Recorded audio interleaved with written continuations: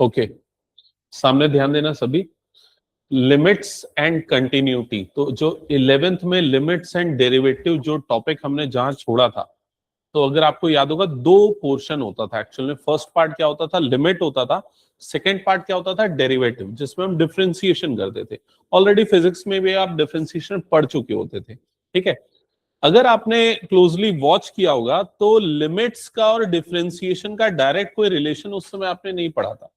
बस एक चीज आपने देखी थी, एक लिमिट डेरिवेटिव निकालना यूजिंग फर्स्ट प्रिंसिपल, अगर किसी को याद होगा तो फर्स्ट प्रिंसिपल में लिमिट का यूज होता था थोड़ा बहुत, ठीक है। तो आज हम ना लिमिट्स एंड कंटिन्यूटी में पहले 11th वाली जो लिमिट्स उसको रिकॉल करेंगे, सारे फॉर्मूले सारे मेथड्स देखेंगे, फिर उसके बाद कंटिन्यूटी पढ़ेंगे, ठीक है। दोनों में क्या डिफरेंस है पहले ये देख लेते हैं। यहां पर एक फंक्शन का ग्राफ है और ये एक पर्टिकुलर पॉइंट है ए पे जो फंक्शन की वैल्यू होगी उसको हम किससे रिप्रेजेंट करेंगे, एफ ऑफ ए से। क्या ये क्लियर हो गया, ठीक है। अब अगर मैं पूछूं ए के लेफ्ट पे फंक्शन की वैल्यू क्या है, तो वो ये कुछ होगी। सपोज इसकी वैल्यू आ रही होगी 1 और ए के बाद फंक्शन की वैल्यू क्या है, तो लगभग ये कुछ आ रही है, जिसको हम क्या बोल रहे हैं, मान लो 2। क्या ये क्लियर हो गया। तो ए के लेफ्ट वाली फंक्शन की वैल्यू और ए के राइट वाली फंक्शन की वैल्यू एक दूसरे को कोइंसाइड नहीं कर रही है, मतलब एक ही डायरेक्शन में नहीं जा रही है। तो ऐसी सिचुएशन में हम बोलते हैं left hand limit is not equal to right hand limit. और जब भी लेफ्ट हैंड और राइट हैंड वाली वैल्यू एक जगह पे कोइंसाइड नहीं करती, तो अब हम बोलते हैं फंक्शन की लिमिट इस पॉइंट ए पे एग्जिस्ट नहीं करेगी। क्या ये समझ में आ गया। तो किसी भी पॉइंट पे किसी फंक्शन की लिमिट एग्जिस्ट करेगी या नहीं, वो कैसे डिसाइड होता है, उस पॉइंट के लेफ्ट वाली वैल्यू और उस पॉइंट के राइट वाली वैल्यू अगर सेम आती है तो लिमिट एग्जिस्ट करेगी, अदरवाइज नहीं करेगी। याद आ गया होगा ये चीजें। सेकेंड ग्राफ आपको दिख रहा है, इसमें ये जो बबल बना हुआ है इसका मतलब क्या है, पहले ये बताओ। सारा ग्राफ नॉर्मल है लेकिन बीच में एक बबल आ गया, क्या ये ऐसे ही आ गया या कुछ इसका मीनिंग है। इसका मीनिंग है ये जो ग्राफ है ये फंक्शन का ग्राफ है, लेकिन ए पे इस फंक्शन की वैल्यू नॉट डिफाइंड है। ए पे फंक्शन की वैल्यू एग्जिस्ट नहीं कर रही है। फॉर एग्जाम्पल, अगर कोई फंक्शन ऐसा है f of x is equals to 1 upon x minus a, so इस केस में अगर मैं x की वैल्यू a डालूंगा तो फंक्शन क्या हो जाएगा, 1/0, मतलब नॉट डिफाइंड। सो a पे फंक्शन की वैल्यू डिफाइंड नहीं है। क्या ये क्लियर हो गया। क्या a के पहले फंक्शन की वैल्यू डिफाइंड है और एग्जिस्ट कर रही है, हाँ। a के बाद फंक्शन की वैल्यू डिफाइंड है और एग्जिस्ट कर रही है, हाँ। क्या ये समझ में आ रहा है। क्या लेफ्ट हैंड वाली वैल्यू और राइट हैंड वैल्यू एक ही डायरेक्शन की तरफ जा रही है, कोइंसाइड कर रही है, यस। तो अगर ऐसी कंडीशन है, भले ए पे फंक्शन एग्जिस्ट नहीं कर रहा बट उसकी लेफ्ट और राइट वाली वैल्यू एग्जिस्ट करेगी, तो ऐसी सिचुएशन में हम क्या बोलेंगे कि इसकी लिमिट एग्जिस्ट करेगी। क्या ये क्लियर हुई मेरी बात जो मैं बताना चाह रहा हूं। मैं तीन चीजों के ऊपर यहां पर डिस्कस कर रहा हूं। एक तो LHL of f of x, मतलब left hand limit of this function. दूसरा क्या हो गया, RHL of f of x. और तीसरा हो गया एफ ऑफ ए, मतलब उस पॉइंट के लेफ्ट वाली वैल्यू, उस पॉइंट के राइट वाली वैल्यू और उस पॉइंट पे फंक्शन की वैल्यू। ये तीन चीजों के ऊपर मेरा डिस्कशन है। यहां पर लेफ्ट और राइट वाली वैल्यू डिफरेंट है, यहां पर लेफ्ट और राइट वाली वैल्यू सेम है, बट इस पॉइंट पे फंक्शन की वैल्यू एग्जिस्ट नहीं कर रही। यहां पर चेक करो क्या दिख रहा है, LHL और RHL सेम है, बट फंक्शन की वैल्यू एग्जिस्ट कर रही है, बट वो क्या डिफरेंट है, कहीं और जा रही है। यहां पर अगर आप देखेंगे तो LHL की वैल्यू, RHL की वैल्यू और उस पॉइंट पे फंक्शन की वैल्यू, तीनों वैल्यू एक ही जगह पे कोइंसाइड कर रहा है। क्या ये समझ में आया। अब देखो हम किस कंडीशन को लिमिट है ये बोलेंगे और किस कंडीशन में लिमिट नहीं है, कौन सा फंक्शन कंटिन्यूअस और कौन सा फंक्शन कंटिन्यूअस नहीं है।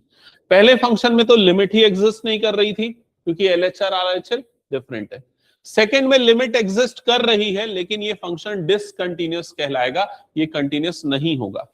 क्यों कंटिन्यूअस नहीं होगा, क्योंकि हमने ग्राफ प्लॉट करते समय पेन उठाया, इस जगह पे फंक्शन क्या था, नॉट डिफाइंड।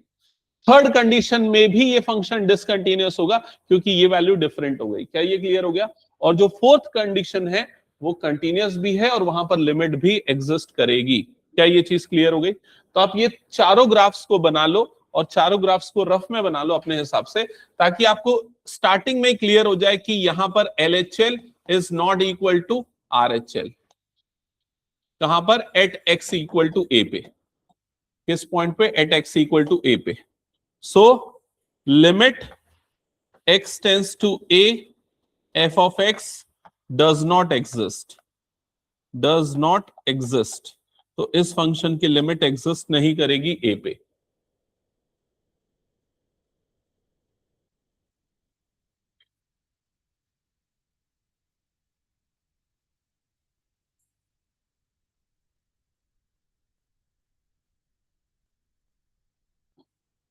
फर्स्ट पॉइंट लिख लिया सबने? First graph.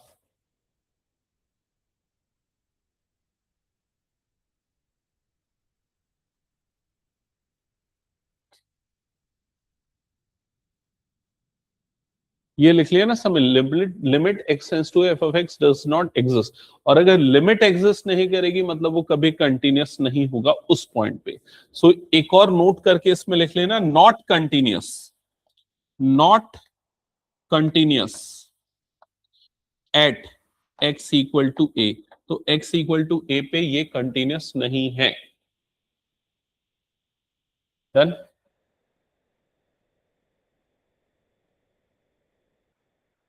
सेकेंड कंडीशन, यहां पर LHL at x equal to a equal to RHL at x equal to a।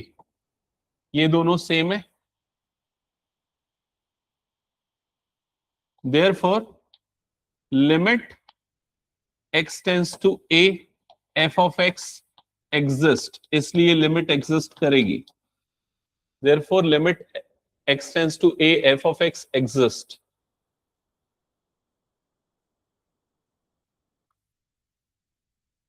But यहां पर प्रॉब्लम क्या है? f of a जो है वो नॉट डिफाइंड है। f of a is not defined. f of a की वैल्यू ही given नहीं है।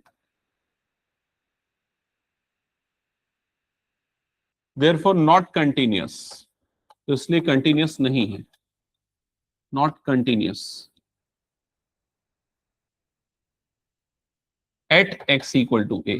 तो x इक्वल टू a पे ये कंटिन्यूअस नहीं है। डन।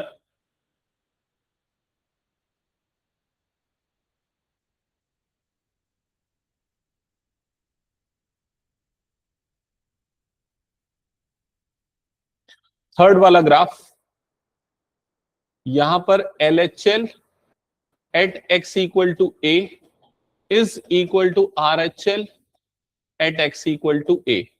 तो LHL और RHL a पे सेम है, और अगर सेम है तो limit x tends to a f of x ये एग्जिस्ट करेगा। This will exist. Okay.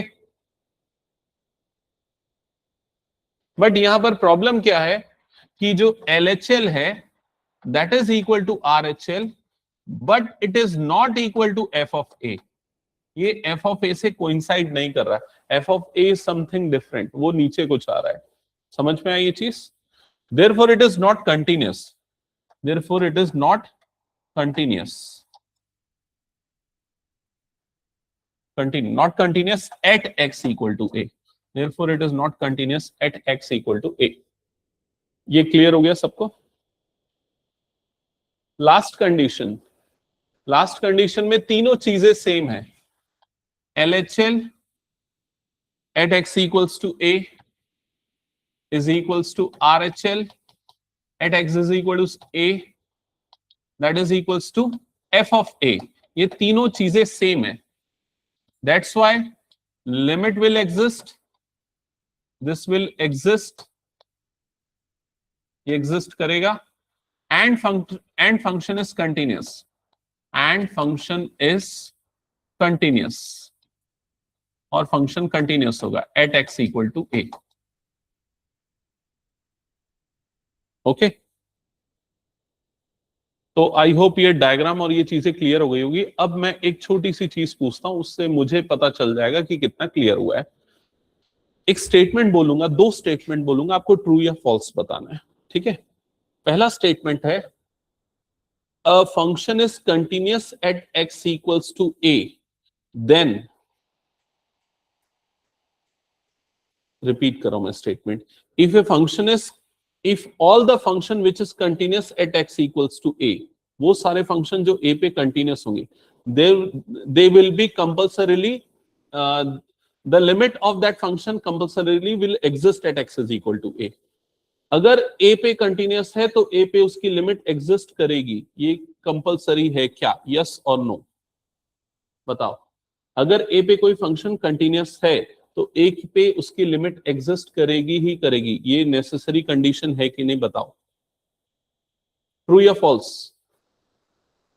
True. अगर फंक्शन कंटिन्यूअस है तो कंटिन्यूअस होने की कंडीशन क्या है? ये तीनों आपस में क्या होने चाहिए? इक्वल। ये तीनों इक्वल मतलब ये दोनों बाय डिफॉल्ट क्या होंगे? आपस में इक्वल। और अगर ये दोनों इक्वल है मतलब लिमिट एग्जिस्ट करेगी। क्या ये क्लियर हो गया? तो कंटिन्यूअस फंक्शन की लिमिट एग्जिस्ट करेगी, ये नेसेसरी कंडीशन है। इसका वाइस वर्सा ट्रू होगा क्या? अगर फंक्शन की limit x equal to a पे एग्जिस्ट कर रही है, then can we say the function is continuous at a? Limit अगर एग्जिस्ट कर रही है a पे, तो क्या ये बोलना ट्रू होगा कि वो कंटिन्यूअस भी होगा? Not necessary. अगर लिमिट एग्जिस्ट कर रही है तो जरूरी नहीं है कि वो कंटिन्यूअस हो, वो डिसकंटिन्यूअस भी हो सकता है। क्या ये चीज क्लियर हो गई सबको? तो हटा दो फर्स्ट वाला डायग्राम पूरा। चलो आगे बढ़ते हैं नेक्स्ट। तो LHL और RHL कैसे निकालते हैं, कैसे उसका रिप्रेजेंटेशन होता है, एक बार ये थोड़ी सी चीजें देख लेते हैं। हालांकि पिछले बार हमने पढ़ा है, बट फिर भी इस चीज को मैं रिवाइज करा रहा हूं, रिकॉल करा रहा हूं। ओके, तो ये चीज देखो, अगर आपको LHL निकालना है किसी फंक्शन का at x equal to a, LHL at x equal to a मतलब left hand limit at x equal to a, तो उसको निकालने के लिए ये फॉर्मूला यूज करते हैं। ठीक है, ये दो फॉर्मूले दोनों नोट डाउन कर लो। कुछ बुक्स में इसको यूज करता है और कुछ बुक्स में इसको यूज करता है, हम दोनों चीजें देखेंगे। So LHL at x equals to a, so उसको लिखने का मेथड है limit x tends to a minus f of x, या फिर limit h tends to 0 f of a minus h। Okay, similarly अगर आपको RHL निकालना है फंक्शन का, राइट हैंड लिमिट निकालनी है at x equals to a, at x equals to a, तो वो निकालने के लिए ये वाला फॉर्मूला यूज करोगे, limit x tends to a plus f of x, या फिर limit h tends to 0 f of a plus h।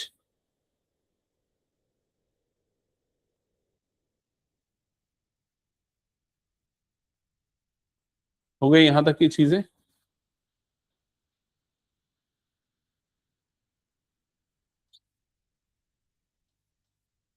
एक एग्जांपल लेते हैं। सपोज एक फंक्शन है f ऑफ x, ठीक है, इसकी वैल्यू है x माइनस 5, और यहां पर आ गया 5 माइनस x, और कंडीशन लिख रहा हूं when x is greater than और equals to 1, x is less than 1।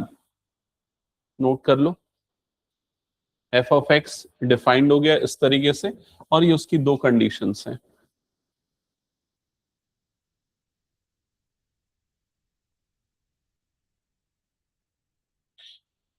Note कर लिया सबने? अब एक काम करो, इसका लेफ्ट हैंड लिमिट कैलकुलेट करो, लेफ्ट हैंड लिमिट कैलकुलेट करो LHL।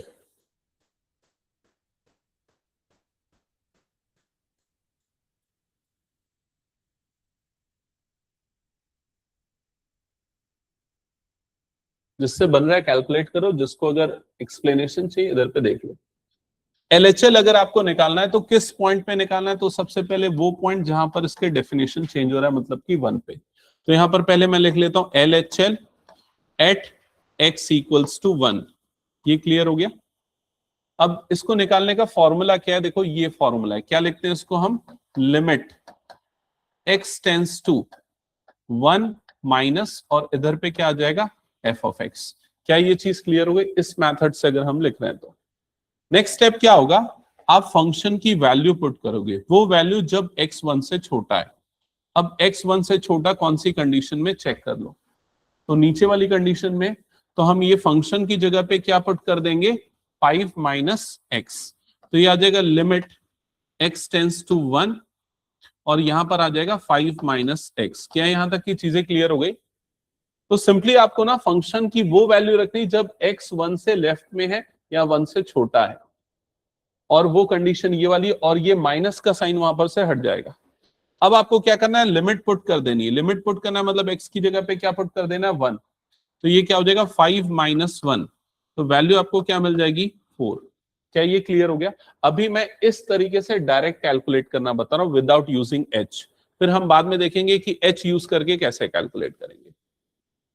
सेम चीज अब हम राइट हैंड लिमिट के लिए फॉलो करते हैं।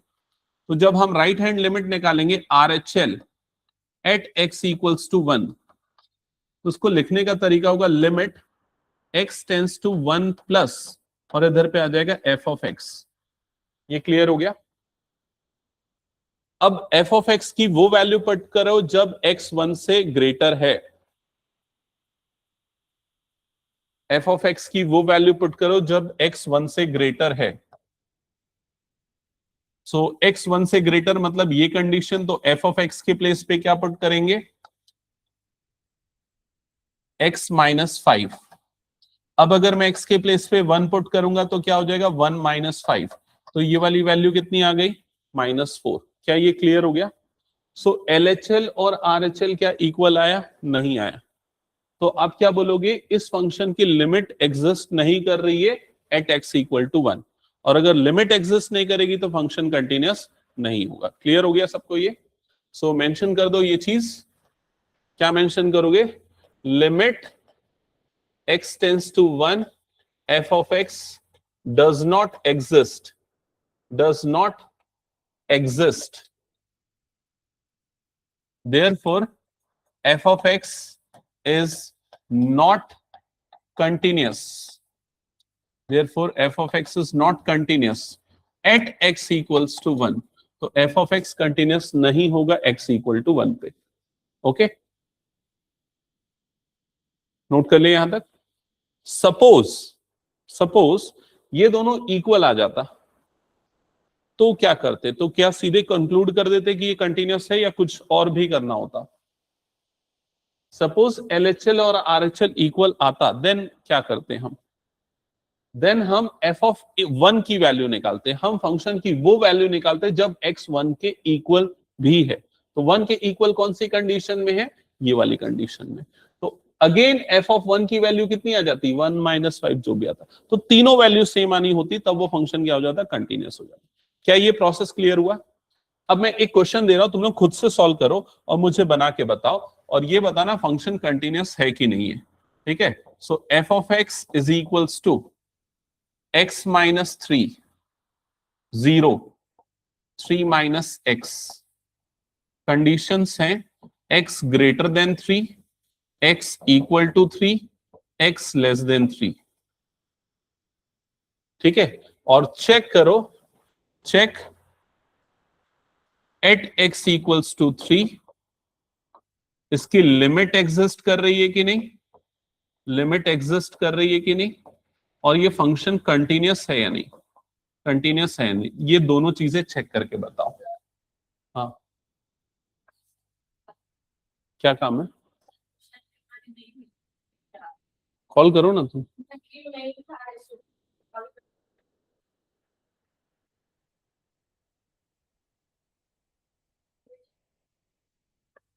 चलो देखता हूँ।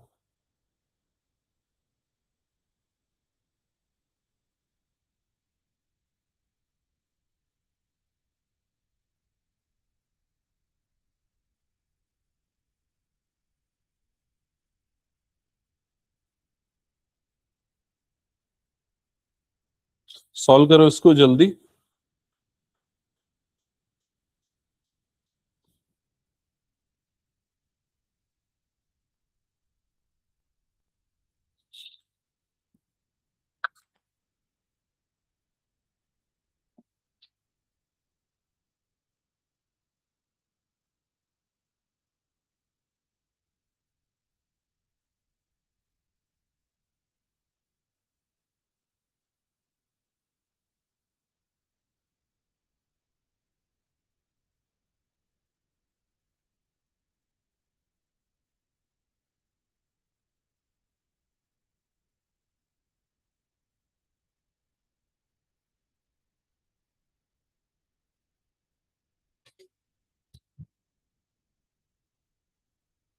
हाँ बन गया क्या? ओके, सो अगर आपने लिमिट, अगर आपने LHL निकाला होगा, LHL that is left hand limit, LHL at x equal to 3, तो आपने ऐसा कुछ लिखा होगा, limit x tends to 3 minus f of x, correct?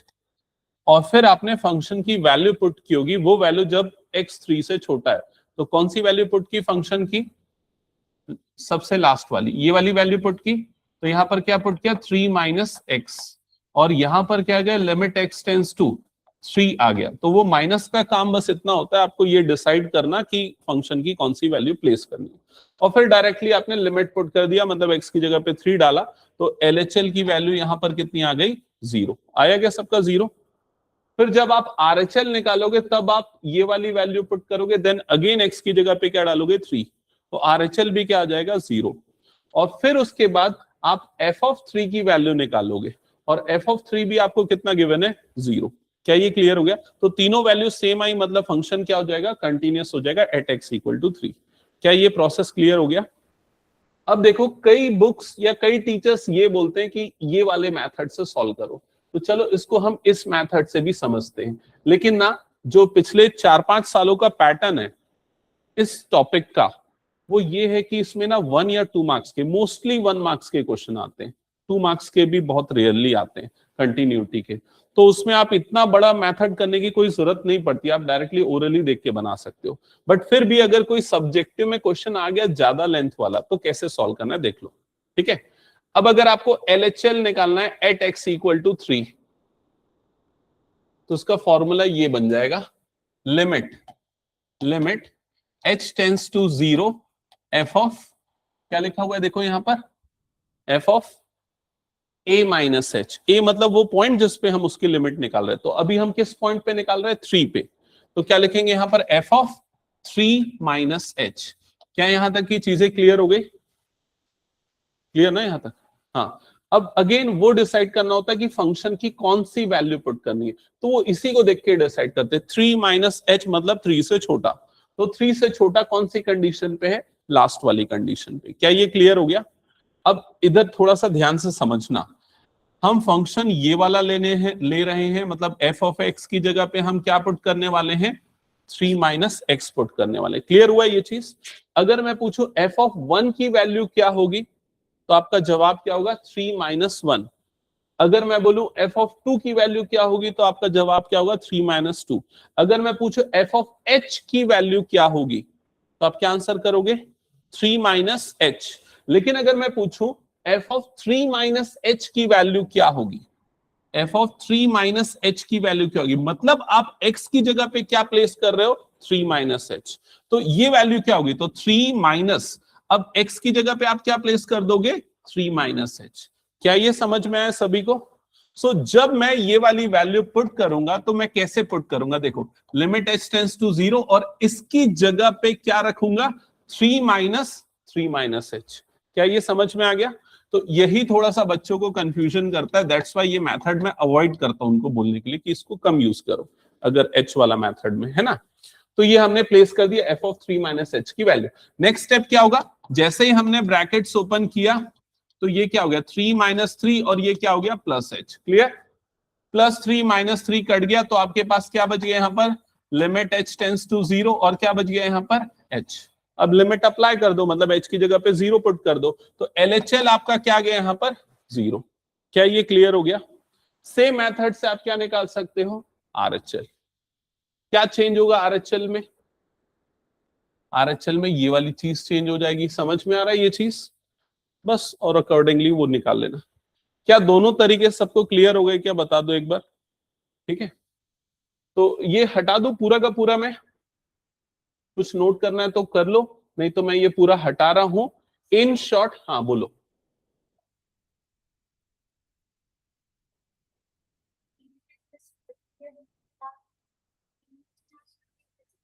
अगर मान लो ये लेफ्ट वाली और राइट वाली वैल्यू सेम आती सपोज, तो हमें ये भी देखना होता कि f ऑफ 1 की वैल्यू क्या आ रही, क्योंकि LHL एट 1 का मतलब होता है 1 के पहले फंक्शन की वैल्यू, RHL एट 1 का मतलब होता है 1 के बाद फंक्शन की वैल्यू। एफ ऑफ वन मतलब वन पे, उस पॉइंट पे फंक्शन की वैल्यू। तो हम क्या करेंगे, हम फंक्शन वो देखेंगे जहां एक्स वन के इक्वल है।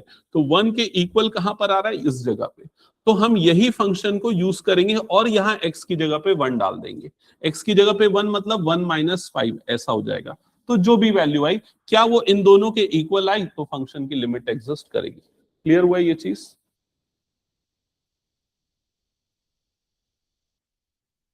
ओके, इन शॉर्ट में एक बार और इस चीज को लिख रहा हूं, देखो।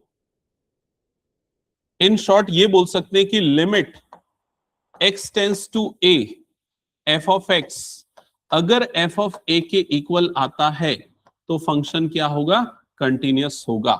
अगर ये दोनों इक्वल आता है तो ये फंक्शन क्या होगा, कंटिन्यूअस होगा। ये चीज कहीं लिख लो अगर नहीं लिखा है इस चीज को तो। उस फंक्शन की लिमिट और एफ ऑफ ए इक्वल है तो कंटिन्यूअस होगा। अब लिमिट कैसे निकलती है, तो लिमिट के लिए ये दोनों चीजें इक्वल आना चाहिए। कौन सी दोनों चीजें, L H L at x equal to one, at x equal to a equal होना चाहिए R H L at x equal to a. समझ गए? ये दोनों इक्वल तो लिमिट एग्जिस्ट करेगी। लिमिट अगर इसकी इक्वल आ गई तो फंक्शन क्या हो जाएगा, कंटिन्यूअस। हो गया सबके दिमाग में कंटिन्यूटी का टॉपिक क्लियर? कंटिन्यूटी का एक क्वेश्चन तो गारंटीड है, मिनिमम 1 मार्क्स, और हो सकता है 1 मार्क का 2 आ जाए, या फिर 2 या 3 मैक्सिमम तक जा सकता है। बिफोर कोविड ये 5 और 6 मार्क्स के भी आते थे, बट अभी उसके बाद से इसका वेटेज थोड़ा कम हो गया। हटा दो फिर इसको मैं। चलो अब आते हैं 11th के बेसिक्स पे, लिमिट जो अप्लाई करते थे वो बेसिक्स पे।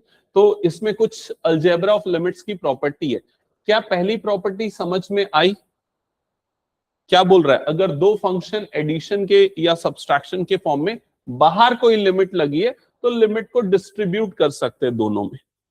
सेकेंड वाली प्रॉपर्टी, अगर किसी फंक्शन में कोई कांस्टेंट मल्टीप्लाइड है, कांस्टेंट को बाहर निकालो, सीधा फंक्शन में लिमिट लगा दो।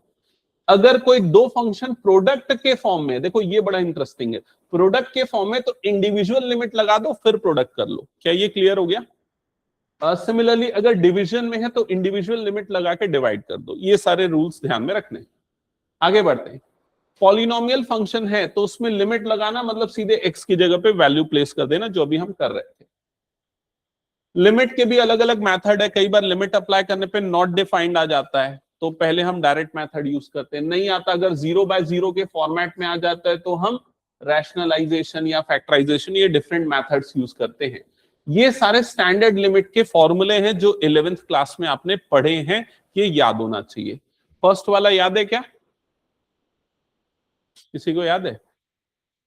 नोट करते जाओ, अगर जो जो याद नहीं हो नोट करते जाओ। ये यूज करूंगा अगर मैं, तो फिर ऐसा नहीं होना चाहिए कहां से आ गया।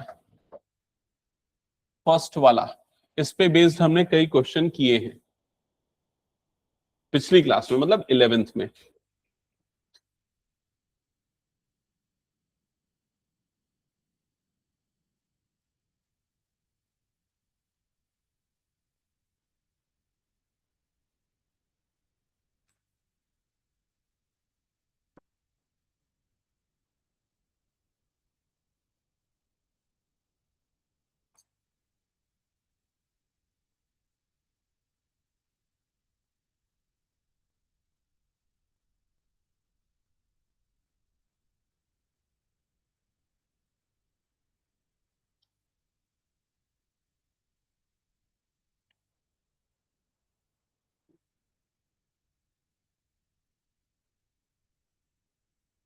बताओ तो इसकी वैल्यू क्या होगी?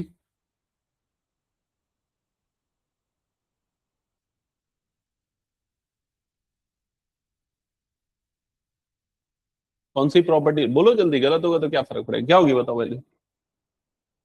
नहीं, सबसे पहले एन ऑब्जर्व करो। एन क्या है यहाँ पर, 5। 5, फिर ए की वैल्यू क्या है, ए की वैल्यू है 2 की पावर 5 - 1। समझ में आया कि नहीं ये चीज? ये होगा, ठीक है। मतलब वो एन इंटू ए नहीं है, एन अलग है, सिर्फ ए की पावर में आ रहा है। क्लास में हूं, बाद में बात करूं क्या? हाँ ओके ओके, मिल गया ना वो? मिल गया नवप्रीत पेपर? हाँ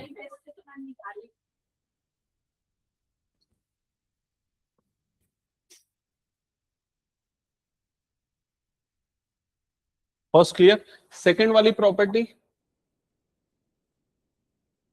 वो बहुत अप्लाई किया होगा, याद होगा आप लोगों को, sine x by x is equal to 1 होता है। इसमें और भी कुछ कंडीशन होती थी। अगर कभी ऐसा आ जाए ना, limit x tends to 0 sine 5x upon 5x, तो भी इसकी वैल्यू क्या हो जाती थी 1। मतलब जो भी x का कोफिशिएंट है वो डिनोमिनेटर में भी अगर x के साथ है तो वैल्यू 1 आ जाएगी। क्लियर हो गया। और अगर यहां x का कोफिशिएंट नहीं होता, सपोज सिर्फ x होता, तो क्या करते थे, याद है रूल? किसी को याद नहीं है क्या? गुड। तो यहां पर 5 से मल्टीप्लाई और यहां पर भी क्या कर देंगे, 5 से मल्टीप्लाई। तो ये पूरे की वैल्यू 1 हो गई, तो 1 मल्टीप्लाइड बाय 5 मतलब आंसर कितना आ जाएगा, 5। क्या ये याद आया सभी को?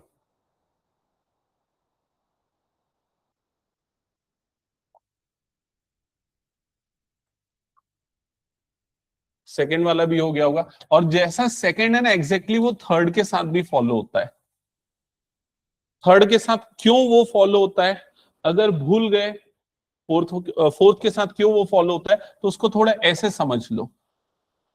लिमिट एक्स टेंस टू 0, इसको मैं sine x upon x into cos x ऐसा लिख सकता हूं ना, देख लो, टेन को मैं साइन बाय कॉस लिख सकता हूं। अब अभी जो हमने वो प्रोडक्ट में डिफरेंस सेपरेट हो जाता है, जो प्रॉपर्टी पढ़ी, उससे हम क्या लिख सकते हैं इसको, limit x tends to 0 sine x by x into limit x tends to 0 limit x tends to 0 1 upon cos x. अभी हमने पढ़ा ना, प्रोडक्ट के फॉर्म में अगर फंक्शन है तो उनको सेपरेट लिमिट लेके प्रोडक्ट किया जा सकता है। तो मैंने इसको अलग अलग कर दिया। अब इसकी वैल्यू तो 1 हो गई फ्रॉम सेकंड थ्योरम, और ये क्या हो जाएगा 1 अपॉन कॉस 0। कॉस 0 की वैल्यू कितनी होती है 1, सो 1 इंटू 1 यू विल गेट 1। समझ में आ गया ये चीज? थर्ड वाली प्रॉपर्टी ये सैंडविच थ्योरम के अंदर थी, अगर आप लोगों को याद होगा, लिमिट्स के अंदर। ठीक है, फिर ये कुछ जो प्रॉपर्टीज है ये एनसीईआरटी में नहीं थे, बट अदर रेफरेंस बुक में थे। आईएससी वाले बच्चे पढ़ते थे इसको, उनके में था। यहां पर इन पे बेस्ड क्वेश्चन कम आने के चांस है, लेकिन अगर आ गए तो सपोज ध्यान में रखना। ठीक है, अगर आप ये फॉर्मूले नहीं जानते और अगर ऐसे क्वेश्चन एग्जाम में आ जाते हैं, तो भी बनाने का एक तरीका है, वो तरीका भी सुन लो। वो है एल हॉस्पिटल रूल। क्या ये सुना है एल हॉस्पिटल रूल? नहीं सुना है क्या? एल हॉस्पिटल रूल क्या है, देख लो इधर पे। जैसे इसी एग्जांपल को लेता हूं, अगर आप limit x tends to a, यहां पर लिखा है x to the power n minus a to the power n upon x minus a. अगर आप डायरेक्टली लिमिट पुट करते हो तो प्रॉब्लम क्या हो जाएगा, नीचे आ जाएगा 0, ऊपर आ जाएगा 0, 0 बाय 0। ठीक है, उसके लिए हमने ये प्रॉपर्टी पढ़ी, ये प्रॉपर्टी भी याद नहीं है। तो एल हॉस्पिटल रूल ये बोलता है कि आप ऊपर वाले का डिफरेंशिएशन कर लो। डिफरेंशिएशन थोड़ा बहुत तो याद होगा, एक्स की पावर एन का डिफरेंशिएशन क्या होता था, एन एक्स की पावर एन माइनस 1, याद आया? फिर माइनस इसका डिफरेंशिएशन क्या होगा, तो ए का मतलब होता है कांस्टेंट, और कांस्टेंट का डिफरेंशिएशन क्या हो जाता था 0। वैसे डिनोमिनेटर में x का डिफरेंशिएशन क्या होता है 1, माइनस a का डिफरेंशिएशन क्या हो जाएगा 0। तो क्या बच गया आपके पास, n x की पावर n माइनस 1, और लिमिट यहां पर क्या लगी हुई है, x टेंस टू a। अब लिमिट लगा दो, मतलब x की जगह पे क्या डाल दो, a डाल दो। तो ये देखो ये प्रॉपर्टी बन गई। समझ में आया ये चीज? ठीक है, इसको भी वैसी प्रॉपर्टी से देख लो, साइन एक्स को डिफरेंशिएट कर दो, तो साइन एक्स का क्या होता है, श्री डेरिवेटिव साइन एक्स का क्या होता है खनक, साइन एक्स का डेरिवेटिव? हाँ, साइन एक्स का होता है कॉस एक्स। कॉन्फिडेंस से बोलो। ठीक है, साइन एक्स का डेरिवेटिव क्या होता है कॉस एक्स, और नीचे एक्स का डेरिवेटिव क्या हो जाएगा 1। क्या ये समझ में आ गया? अब उसमें लिमिट लगा दो, लिमिट मतलब एक्स की जगह पे क्या डाल दो 0, तो कॉस 0 क्या हो गया 1 अपॉन 1, तो आंसर कितना आ गया 1। क्या ये क्लियर हुआ सभी को? तो अगर ये प्रॉपर्टी भूल भी गए तो आप ये जो मेथड मैंने बताया एल हॉस्पिटल रूल, उससे उसका आंसर निकाल सकते हो। डन? कुछ नोट करना है तो कर लो, नहीं तो फिर मैं हटा रहा हूं, इस पूरे को हटा दूं। चलो नेक्स्ट, थोड़ा सा प्रैक्टिस कर लेते हैं। देख लेते हैं direct method, property based method, answers क्या होंगे। तो फर्स्ट का आंसर क्या होगा और कैसे होगा?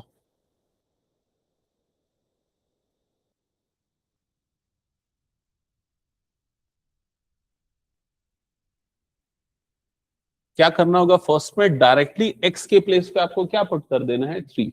जो भी आएगा वो आपका आंसर हो जाएगा। तो 3 3 9 3 27 मल्टीप्लाइड बाय 4 108 आएगा। आई थिंक 108 माइनस कितना रहा है, 88। और किसी का आया?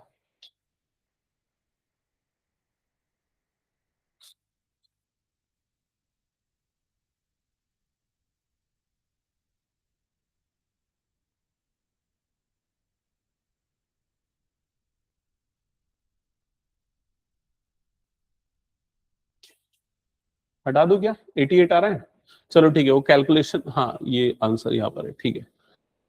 कैलकुलेशन वाले क्वेश्चन पे नहीं जाना, हमें मेथड समझना है, क्योंकि ये क्वेश्चन आपके एग्जाम के लिए नहीं है, आपका लिमिट का फंडामेंटल क्लियर करने के लिए। बताओ इसको कैसे सॉल्व करोगे?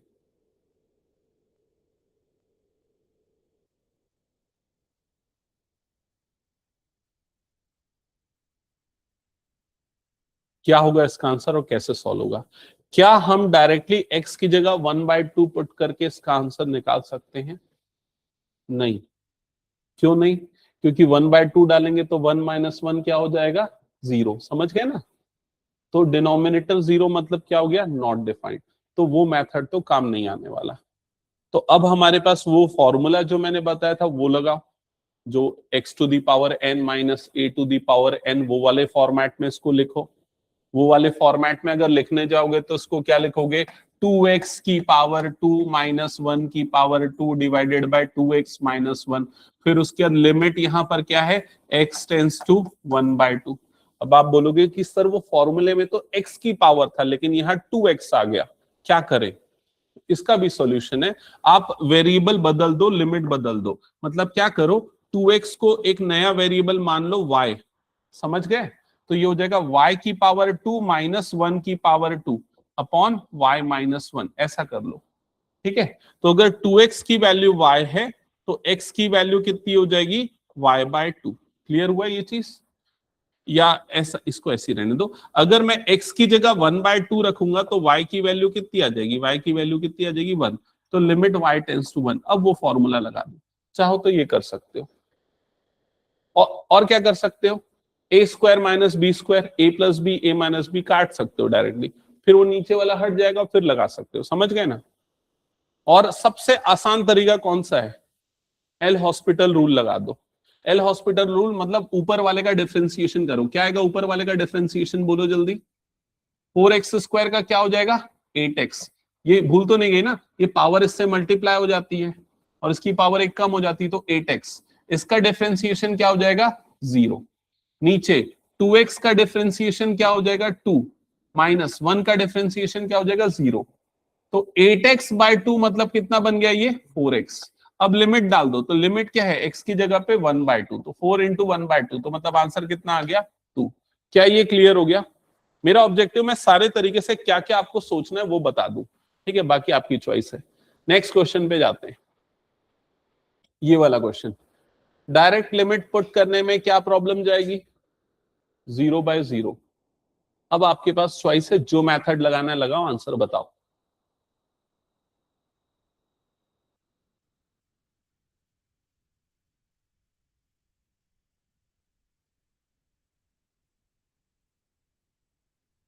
आया 12? सर 12। Okay correct Arushi. बाकी लोग सॉल्व कर रहे हैं कि नहीं ऑनलाइन में, श्रुति और आसना और दिवित। दृष्टि गायब हो गई क्या, लीव कर दी? हाँ 12 आ गया सबका। चलो नेक्स्ट, नेक्स्ट क्वेश्चन पे जाते हैं। बताओ क्या आएगा आंसर।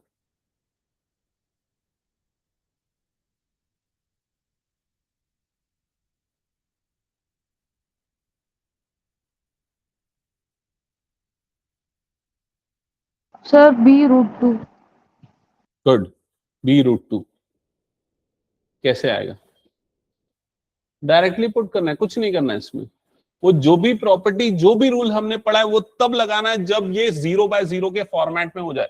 इस बार ऐसा नहीं होने वाला है। x की जगह 0 डालोगे तो ये 0, तो डिनोमिनेटर हो गया 2, 0 डालोगे ये 0, ये 0, मतलब क्या बना, √2 + √2, तो ये आ जाएगा 2√2/2, ये 2 कट गया तो आंसर कितना आ गया, √2। क्या ये क्लियर हो गया सबको? Next question.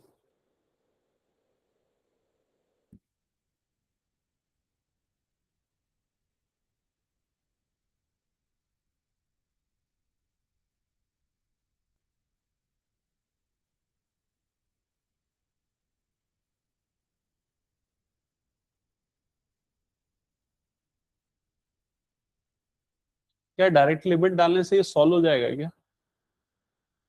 क्या 0 आ जाएगा डायरेक्ट लिमिट डालने से? डिनोमिनेटर 13 - 1 कितना होता है, 12, नहीं होगा।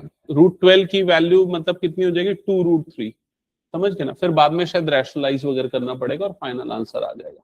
इसमें कोई इशू नहीं है मेरे ख्याल से। डायरेक्ट लिमिट पुट करना देन रैशनलाइजेशन प्रोसेस, ठीक है, ओके।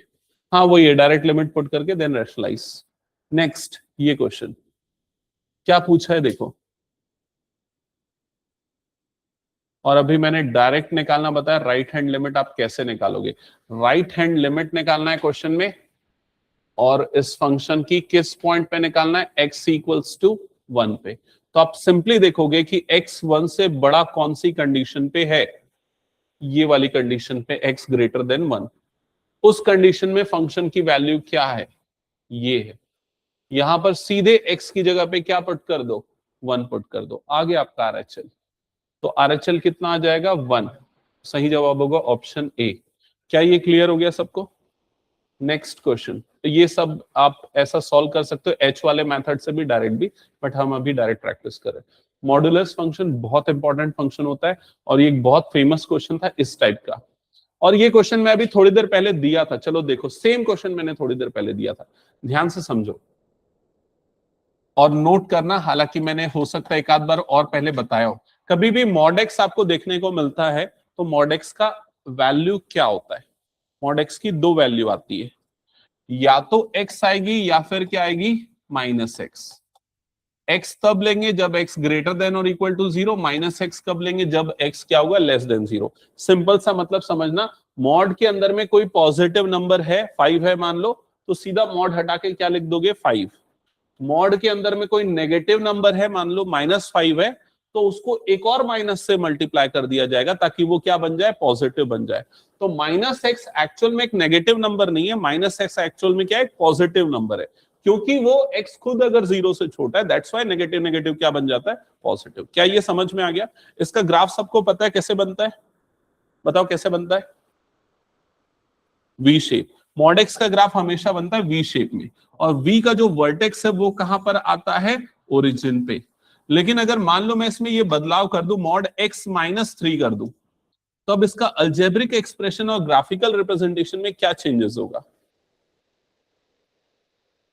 मॉड x -3 है तो एक बार मॉड हट के डायरेक्टली हम क्या लिखेंगे, x -3, और एक बार मॉड हटाएंगे तो माइनस के साथ आ जाएगा, -x -3, मतलब जिसको हम क्या लिख सकते हैं, 3 - x। समझ में आ रहा है ये चीज? ऊपर वाली वैल्यू हम कब लेंगे बताओ, ऊपर वाली वैल्यू हम कब लेंगे, जब x क्या होगा, > 3। इसको = 0 करो, x जो भी है वो कंडीशन। नीचे वाली वैल्यू कब लेंगे, जब x क्या होगा, <3। क्या ये कंडीशन आई समझ में सभी को? ठीक है। अब अगर मैं आपसे ये पूछूं, बताओ x = 3 पे इस फंक्शन की वैल्यू क्या होगी, तो आप देख लो, x = 3, फंक्शन की वैल्यू 3 - 3 क्या हो गया, 0। सो आप चाहो तो आप ऐसे भी लिख दो, इसको 0 लिख दो और इसको क्या लिख दो, x = 3, और ये वाली कंडीशन को हटा दो। समझ रहे हो ना, मतलब मैं क्या बोलना चाह रहा हूं, इसको सिर्फ ऐसा बना दो, x > 3 बना दो। और एग्जैक्टली सेम क्वेश्चन मैंने थोड़ी देर पहले दिया था, अगर आप लोगों को याद हो तो, ठीक है। तो उसी क्वेश्चन को इस फॉर्मेट में भी पूछ सकता है। ग्राफ कैसा बनेगा इसका बताओ, ग्राफ इसका बनेगा वी शेप, लेकिन वी का ये वाला जो वर्टेक्स जो पहले कहां पर आ रहा था, 0 पे, अब वो वर्टेक्स कहां पर आ जाएगा, 3 पे। अब वो वर्टेक्स कहां पर आ जाएगा, 3 पे। आप ये मत सोचो कि ग्राफ ऐसे ही बता रहा हूं, आप प्रीवियस पेपर उठा के देखना, क्वेश्चन में दिया है कि ये मॉडुलस फंक्शन का ग्राफ स्केच करके दिखाओ, ये क्वेश्चन आता है एग्जाम में। समझ गए ना ये चीज? तो ये हो गया मॉड x माइनस 3। अच्छा, लास्ट में ये पूछ रहा हूं, mod x plus 3 mathematical expression क्या होगा, इसका अलजेब्रिक एक्सप्रेशन क्या होगा, बताओ। पहली बार मॉड हट के डायरेक्टली क्या आ जाएगा, x प्लस 3। कंडीशन क्या होगी, x ग्रेटर देन क्या होना चाहिए, -3। इसको 0 से इक्वल करो तो x की वैल्यू कितनी है, -3। तो x ग्रेटर देन और इक्वल टू -3, और एक बार माइनस ऑफ x प्लस 3 आ जाएगा, और कंडीशन क्या हो जाएगी, x लेस देन -3। क्या ये समझ में आ गया? चाहो तो उसको एक और पार्ट में तोड़ सकते हो, 0 वाला, लेकिन नहीं भी करोगे तो चलेगा। क्या ये क्लियर हो गया? ग्राफ कैसा बनेगा उसका, ये वाला वर्टेक्स कहां पर आ जाएगा, -3 पे। ये एकदम इंपॉर्टेंट चीज है ये, चाहे आप हमने रिलेशन एंड फंक्शन में भी पढ़ा था, ठीक है, ये हम अभी भी पढ़ रहे हैं, ये हम एप्लीकेशन ऑफ इंटीग्रल में भी पढ़ेंगे, ये हम बहुत सारे चैप्टर में मॉडुलस फंक्शन को पढ़ेंगे बार बार, तो दिमाग में ये क्लियर होना चाहिए। तो अगर ये चीज क्लियर हो गई तो अब इस क्वेश्चन का सॉल्यूशन बताओ क्या होने वाला है।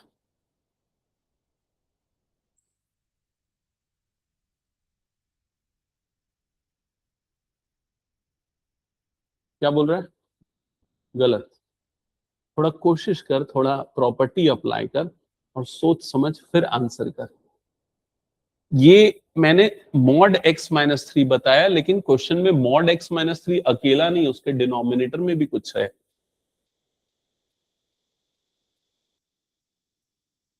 ये पूरा इरेज कर दूं मैं?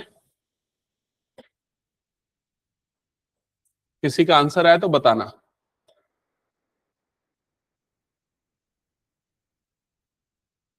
और मैं इसको भी हटा देता हूं फिलहाल के लिए, ऑप्शंस को। एफ ऑफ एक्स, पहला काम तो हम ये करेंगे कि ये जो कंडीशन है ना, x इक्वल टू 3 पे फंक्शन की वैल्यू क्या है, 0, इट इज फाइन, ओके। और नॉट इक्वल टू 3 पे ये है, नॉट इक्वल टू 3 मतलब दो चीज हो सकती है, या तो 3 से ग्रेटर या 3 से स्मॉलर। तो मैं इसको दो अलग पोर्शन में ब्रेक करता हूं, एक 3 से ग्रेटर क्या लेना है, और एक 3 से स्मॉलर पे क्या लेना है। तो वो आप लोग बता सकते हो, बताओ 3 से ग्रेटर पे हम क्या लेंगे, x माइनस 3, मॉड हट जाएगा, सीधे x माइनस 3 आ जाएगा, और अपॉन में भी क्या आ गया, x minus 3।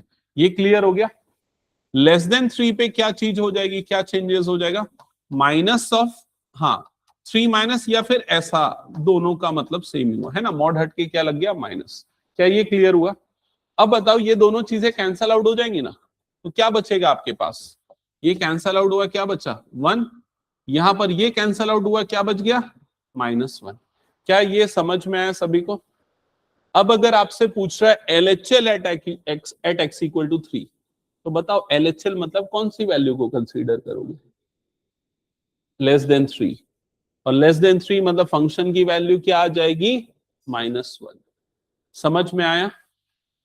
RHL +1, so obviously function is not continuous at x equal to 3. Done?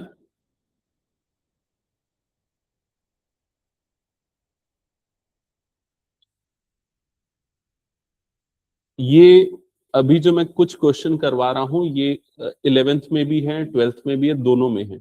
11th में ऑलरेडी आप लोग सॉल्व कर चुके हो इनफैक्ट।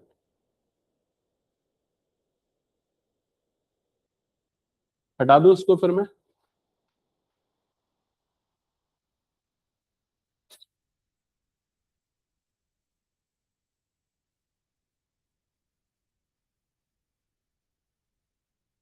चलो नेक्स्ट क्वेश्चन पे आगे बढ़ते हैं। 30 सेकेंड्स आंसर चाहिए मुझे जल्दी, और नहीं बन रहा तो 30 सेकेंड के अंदर वो भी बता देना।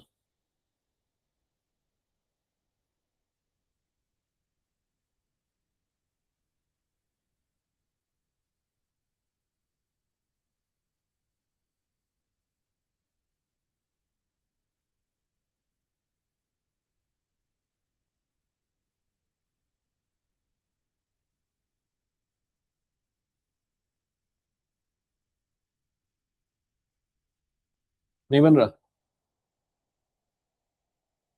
वो वाले के लिमिट निकालने का मैंने तरीका क्या बताया था, बताओ तो। सर 5 है क्या? एक मिनट चेक कर लेता हूँ, शायद करेक्ट है।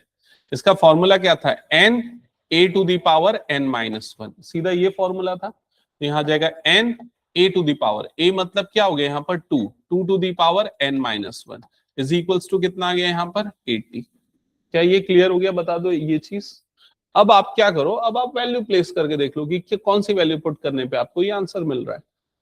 ऑप्शन पुट करके देखो ना, 1 पुट करने पे मिलेगा क्या, नहीं मिलेगा। 3 पुट करने पे मिलेगा क्या, 3 इंटू 2 रेस टू पावर 3-1, क्या ये 80 के इक्वल आएगा, नहीं आएगा। 5 पुट करके देखो तो 5 इंटू 2 रेस टू पावर 4, तो 16 5 का कितना हो गया 80। तो कौन सा ऑप्शन करेक्ट हो जाएगा, सी। क्या ये क्लियर हो गया सबको? चलो आगे बढ़ते हैं नेक्स्ट क्वेश्चन पे। नेक्स्ट क्वेश्चन,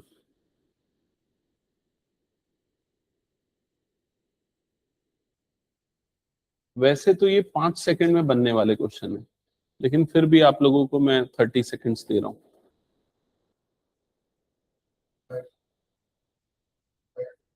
सही, 3/2।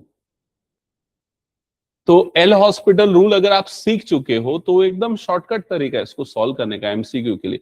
ऊपर वाले को डिफरेंशिएट करो तो 15x की पावर कितना हो गया 14। नीचे वाले को डिफरेंशिएट करो तो क्या हो जाएगा 10x की पावर क्या हो गया 9। 1 को हम क्यों छोड़ दिए, क्योंकि उसका डिफरेंशिएशन क्या हो जाता है 0। लिमिट क्या है यहाँ पर, x की जगह पे क्या पुट करना है 1। x की जगह 1 डालोगे तो ये तो खत्म हो गया 15/10 मतलब 3/2। दैट्स इट, समझ गए ना ये। हटा दो फिर इस क्वेश्चन को। नेक्स्ट क्वेश्चन,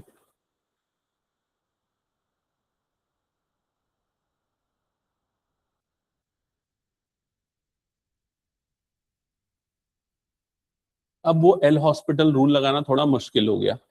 क्यों मुश्किल हो गया, क्योंकि रूट रूट आ गया। रूट का डिफरेंशिएशन वैसे तो किया है लेकिन नहीं याद होगा, भूल गए होंगे। तो उससे बेटर है कि प्रॉपर्टी लगाएं कुछ ना कुछ।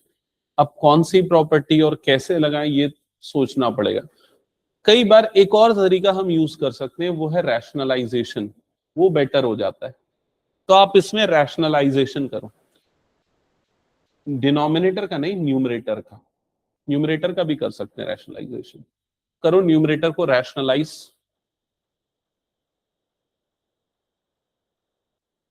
ये जो अप्रोचेस हैं ये ध्यान रखना कई जगह पे यूज होंगी अभी आपके में।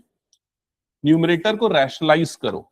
डायरेक्ट हम लिमिट इसलिए नहीं पुट करें बिकॉज डिनोमिनेटर बन जाएगा 0, that's why direct value put नहीं करना है।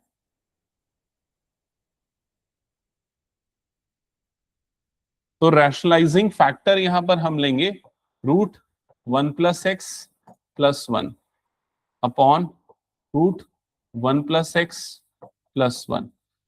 ये रैशनलाइजिंग फैक्टर हो गया।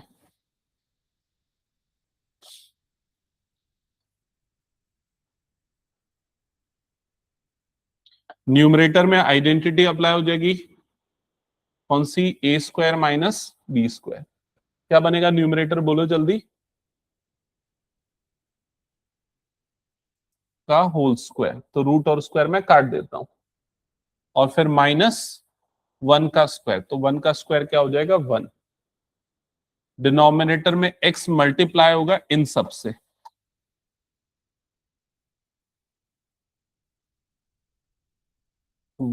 है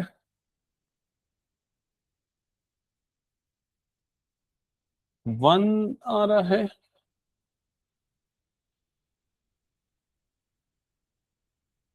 हाँ नहीं 1 नहीं आएगा यार, सर 1/2 आ रहा है। 1/2 आएगा। हाँ तो यहां पर ये ब्रैकेट ओपन होगा, ये दोनों कट जाएगा, तो ऊपर में x बचेगा और डिनोमिनेटर में x इंटू ये पूरा टर्म। क्लियर हुआ यहां तक की चीज।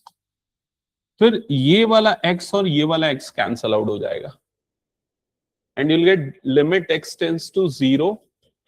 ये हो जाएगा 1/√1 + x + 1, और फिर लिमिट अप्लाई करोगे, सो 1/√1 + 1, so you'll get 1/1 + 1, so it will be 1/2। So answer आएगा 1/2। चेक करो, और किसी का आया था क्या आरुषि के अलावा? नहीं आया। सॉल्व करो, इजी है। और ये अप्रोच ध्यान में रखना, जरूरी नहीं है कि न्यूमरेटर का डिनोमिनेटर का ही रैशनलाइजेशन करें। ऐसे कई क्वेश्चन और मिलने वाले आपको जिसमें डिनोमिनेटर न्यूमरेटर को भी रैशनलाइज करना है। हटा दो ये। ओके, नेक्स्ट क्वेश्चन की तरफ। एक और अप्रोच जो उसने फॉलो की, बट ये ऐसा मत करो, ये वाला करो। हाँ, next similar question 11th level में भी आप लोग सॉल्व किए हो। सो क्या अप्रोच होनी है इसकी?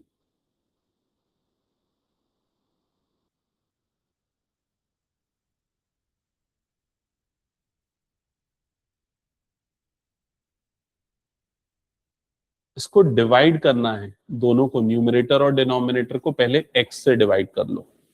समझ गए? अप्रोच समझो इसका। पहले न्यूमरेटर और डिनोमिनेटर दोनों को x से डिवाइड करो। लिमिट x टेंड्स टू 0, ये हो जाएगा sign 7x upon x। Denominator में भी tan 5x अपॉन x। यहां तक का प्रोसेस क्लियर हुआ? ऑब्जेक्टिव क्या है, हमने ऐसा क्यों किया?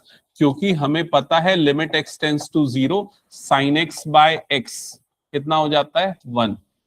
ठीक है, इनफैक्ट सिर्फ इतना नहीं, अगर साइन ax बाय ax है तो भी उसकी वैल्यू क्या हो जाएगी 1।